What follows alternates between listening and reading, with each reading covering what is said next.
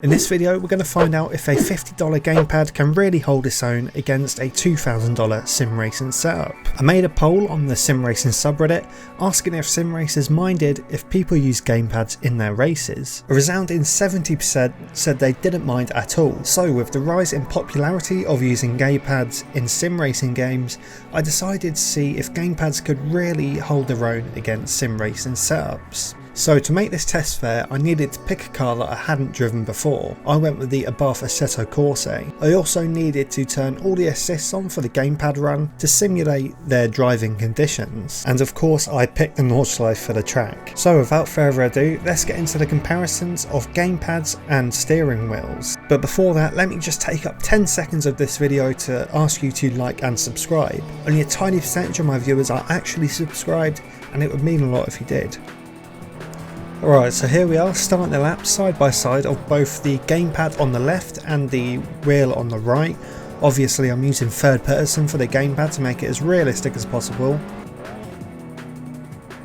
And we've already crashed on the gamepad there in the bottom right. But the wheel is still going strong, it's just completely natural.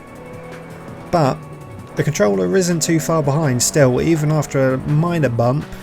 Now onto the flue plats, it'll be interesting to see how the gamepad handles this, as you need really subtle steering movements.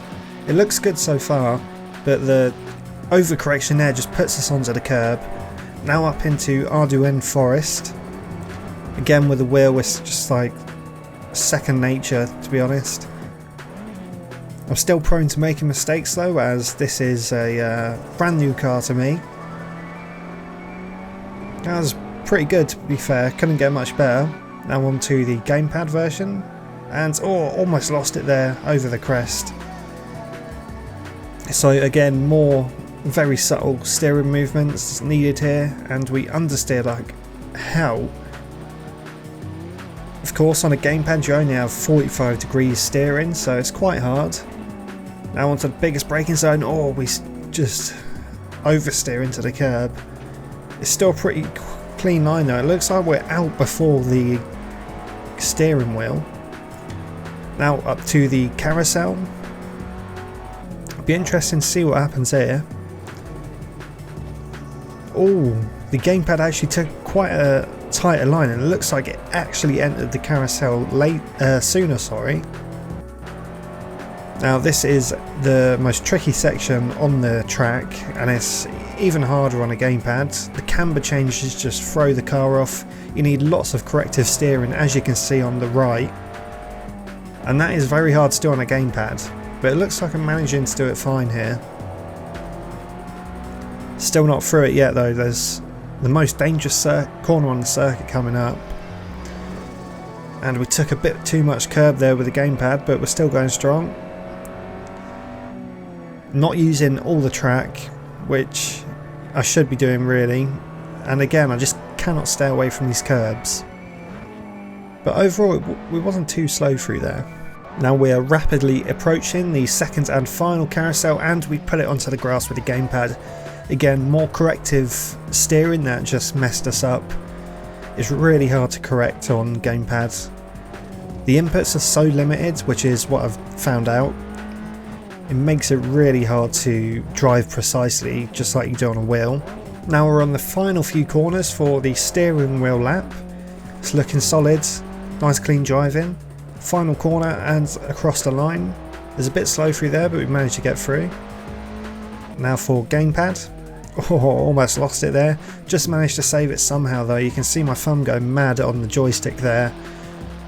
Just feathering it. No big inputs. And we understeer, but we get across the line. So I managed to lap the Loadcell on a gamepad in a 905.318, whereas on the steering wheel I did an 826.433. That's a massive difference for just one lap. Now of course you could argue that I did go off the track and bump into guardrails a few times on the gamepad lap, but I reckon even with those out of the equation, the gamepad lap would still be at least 10 seconds slower. I found out that the wheel just allows you to be so much more precise and place the car exactly where you want it, whereas with the gamepad you're sort of fighting against yourself. On the gamepad you have very limited inputs, such as The throttle, braking, steering, it all amounts to a pretty terrible driving experience. Now at the start of the video I mentioned the poll I made, and most sim racers said they wouldn't mind racing with someone using a gamepad. But if you want to sim race and you only have a gamepad, I advise you practice a lot before going online. I've been using gamepads for years and I'm still absolutely terrible with driving with them in sim racing games. So if you drive like that in online competitive racing, you're probably going to make a lot of people angry. So in conclusion, a wheel is absolutely unmatched. But if you are on a bit of a tight budget and you have a lot of time to learn a new skill, you could technically sim race on a gamepad and get away with it. Although I would wholly recommend saving up and buying a starter wheel like a G920 or even a second-hand G25 just to get you started in the sim racing world. It's a great hobby and using a wheel just makes everything so much easier and more instinctive. So I've been that sim racing bloke and thank you for watching. If you enjoyed the video, don't forget to leave a like and a comment letting me know. And if you're new around here, please hit that subscribe button. Thank you for watching once again, and I'll see you in the next one.